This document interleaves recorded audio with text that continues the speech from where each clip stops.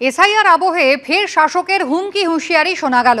শান্ত বাংলায় অশান্তি সৃষ্টির চেষ্টা যদি হয় তাহলে বিজেপি নেতাদের ঝাঁটা জুতো পেটার হুঁশিয়ারি এবার দিয়েছেন তৃণমূলের বাঁকুড়া টাউন সভাপতি শিবাজি বন্দ্যোপাধ্যায়। গতকাল জেলা পরিষদের তরফে তৃণমূলের মহিলা কর্মীদের সভায় এই মন্তব্য করেন তিনি। বিজেপির নাম ধাপ্পাবাজ দলটাকে 1 ইঞ্চি জায়গা এই পশ্চিমবাংলার মাটিতে এর বাড়া দিবে না, এটা আমার দৃঢ় বিশ্বাস। এই বাড়া বাড়ি থেকে বেরোবে আর ওই বিজেপিরা যারা এসআইআর করতে যাবে তাদেরকে বলবে যে এখানে দাঙ্গা লাগাতে আসবেন না, এখানে অশান্তি লাগাতে আসবেন না। এই শান্ত বাংলা, উন্নতির বাংলাকে যিনি নষ্ট করতে আসেন যোগ্য জবাব ছাটা এবং জুতা দিয়ে পিটাবেন আর গ্রাম থেকে বার করে দিবেন। দেখবো সুভাষ বাবুরা আমার তোল যান আর ব্লক ওয়ানে যান। হারিয়ে তো ছিলাম ওই কত বড় একটা বীর নেতা হয়েছে, হারিয়েছিলাম, আবার হারাবো, ভয় পাওয়ার কিছু নেই।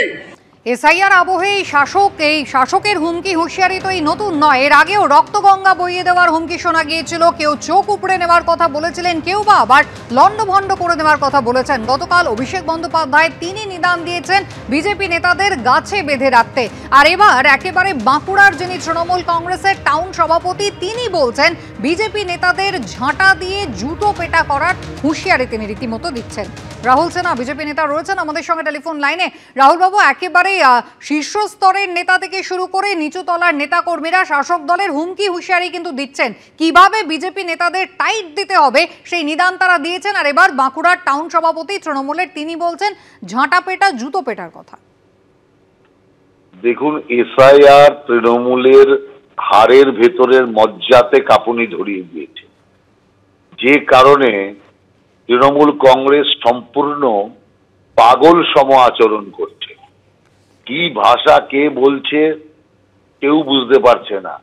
নিজেদের মধ্যে কুকথার লড়াই চলছে, কে কত বেশি কুকথা বলতে পারে। আসল বিষয় হচ্ছে এরা চাইছে একটা ভয়ের বাতাবরণ তৈরি করতে, যাতে এসআইআর ঠিকভাবে হতে না পারে। আগে তো এসআইআর করতেই দেব না এইরকম একটা যুদ্ধংদেহী মনোভাব মুখ্যমন্ত্রী শুরু করেছিলেন, কিন্তু শেষে সব সুবোধ বালিকার মতো এখন এসআইআর নিজে মেনে নিয়ে এখন ভাইপোকে ময়দানে নামিয়ে দিয়েছেন, আর তার সাথে চেলা চামুন্ডা সমস্ত শুরু করে দিয়েছেন। আমি মনে করি যদি কোনো সভ্য সরকার হতো এই জাতীয় হুমকিবাজদের বিরুদ্ধে আইনানুগ ব্যবস্থা গ্রহণ করত। কিন্তু এখানে যে সরকার চলছে, সরকার নিজেই তো এগুলো করাচ্ছে। কিন্তু আমরা মনে করি এর পরেও জনগণ যেটা চাইছে ভোটার লিস্টের শুদ্ধিকরণ, ভোটার তালিকা শুদ্ধিকরণ হবে। আর তৃণমূলের হাজার হুমকিতেও এসআইআর এর এক চুলো ক্ষতি হবে না। এসআইআর চলবে, যেমন চলছিল তেমন চলবে। ভুয়া ভোটারের নাম ভোটার তালিকা থেকে বাদ যাবে। ধন্যবাদ। ফের শহরে ইডি অভিযান আর তাতে বিপুল টাকা উদ্ধার। পুরনিয়োগ দুর্নীতিতে তারাতলায় ব্যবসায়ীর বাড়ি অফিসে তল্লাশি এবং যেখান থেকে 3 কোটি টাকা উদ্ধার হয়েছে। আর এই খবর সংগ্রহ করতে গিয়ে আক্রান্ত এবিপি আনন্দ। সাংবাদিক প্রকাশ সিনহাকে ধাক্কা, ছবি তুলতে বাধা দেওয়া হয়, এমনকি ক্যামেরা বুমও কেড়ে নেওয়ার চেষ্টা করা হয়। আর যে ঘটনার পর রাজনৈতিক পারদ ক্রমশ চড়ছে।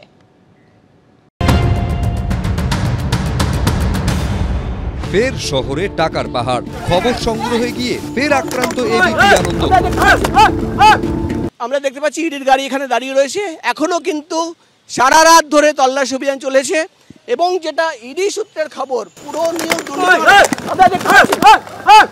আমরা দেখতে পাচ্ছি ক্যামেরা কিন্তু হাত দেওয়া হচ্ছে। ঘটনাস্থল কলকাতার তারাতলা। পুরনিয়োগ দুর্নীতি মামলায় ব্যবসায়ী বিবেক ধনধনিয়ার অফিসে মিলল বিপুল অঙ্কের টাকার হদিশ। ইডি সূত্রে খবর, তারাতলার অফিস ও বাড়ি মিলিয়ে উদ্ধার হয়েছে প্রায় 3 কোটি টাকা ও 10 কোটি টাকার গয়না। এখানে যখন আমরা খবর করতে আসলাম আমাদের আক্রান্ত করা হলো। এখানে যারা দেখতে পাচ্ছেন ছবি, তারা কিন্তু গায়ে হাত দিল। ইডি অভিযানের খবর সংগ্রহ করতে ব্যবসায়ীর অফিসে গেলে বাধা দেন অফিসের কর্মীরা। আক্রান্ত হয় এবিপি আনন্দ।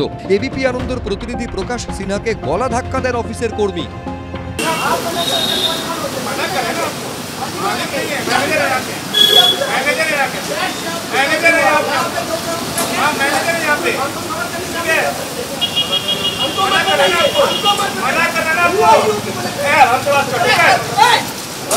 ছবি তুলতে বাধা দেওয়াই শুধু নয়, ক্যামেরা ও বুম কেড়ে নেওয়ার চেষ্টা করেন। ব্যবসায়ীর অফিসের কর্মীরা। অন্যদিকে মঙ্গলবারের পাশাপাশি এদিনও লেকটাউনে ব্যবসায়ী বিবেক ঢনঢনিয়ার বাড়িতে তল্লাশি চালায় ইডি। তল্লাশিতে নগদ ও 10 কোটি টাকার সোনার গয়না উদ্ধার হয়েছে বলে কেন্দ্রীয় এজেন্সি সূত্রে দাবি। সোনার গয়না নিয়ে কিছু নথি দিয়েছে ব্যবসায়ীর পরিবার। খতিয়ে দেখা হচ্ছে এই সোনা হিসেব বহির্ভূত কিনা। এর পাশাপাশি এই ব্যবসায়ীর পরিবারের সদস্যরা ওই অলংকার নিজেদের বলে বেশ কিছু ডকুমেন্ট ইডির গোয়েন্দাদের কাছে শো করেছেন। ডিউটিতে জয়েন করেছেন আজকে এই 9টা সকাল 9টা। আর কালকে আপনি ছিলেন না? আজকে ইডি কখন গেল? আমি দেখেছিলাম, একটু আগে চলে গেছে। এসআইআর এর আবহে ইডির সক্রিয়তা নিয়ে শুরু হয়েছে রাজনৈতিক তরজা। 17টা চেয়ারম্যান এর সঙ্গে যুক্ত, সঙ্গে চিফ এক্সিকিউটিভ অফিসার এফওরা যুক্ত, রাজ্যের প্রমিনেন্ট তৃণমূলের নেতারা যুক্ত, ফিরাদ হাকিম যুক্ত, সুজিত বোস যুক্ত, রথিন ঘোষ যুক্ত, মদন মিত্র যুক্ত। সবাই জানে কেন বাইরে, আমরা ভিতরে দেখতে চাই। যে উদ্ধার করেছে আর যাদের বাড়ি থেকে ধরা পড়েছে তারা এর উত্তর দেবে। তৃণমূল কংগ্রেসের কোনো দায় এবং দায়িত্ব নেবে না। এ দায়িত্ব পুলিশের, এ দায়িত্ব ইডির, সিবিআই, তারা করুক। ইডি অভিযান ঘিরে তৃণমূল ও বিজেপিকে একযোগে খোঁচা দিয়েছে কংগ্রেস। যাদের বাড়ি থেকে উদ্ধার হয়েছে দেখুন, আবার তারা শুভেন্দু অধিকারীর কাছে পৌঁছে গেলে তাদের কিছু হবে না।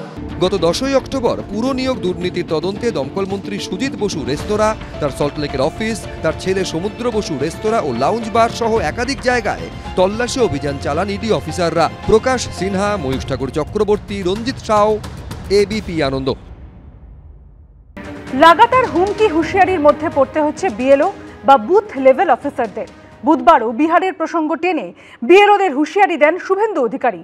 তিনি বলেন, কোনো দাদা দিদির কথা শুনবেন না, নইলে পরিণতি বিহারের মতো হবে। এর আগে খোদ মুখ্যমন্ত্রীর মুখে বিএলওদের উদ্দেশ্যে কার্যত হুঁশিয়ারির সুর শোনা গেছিল।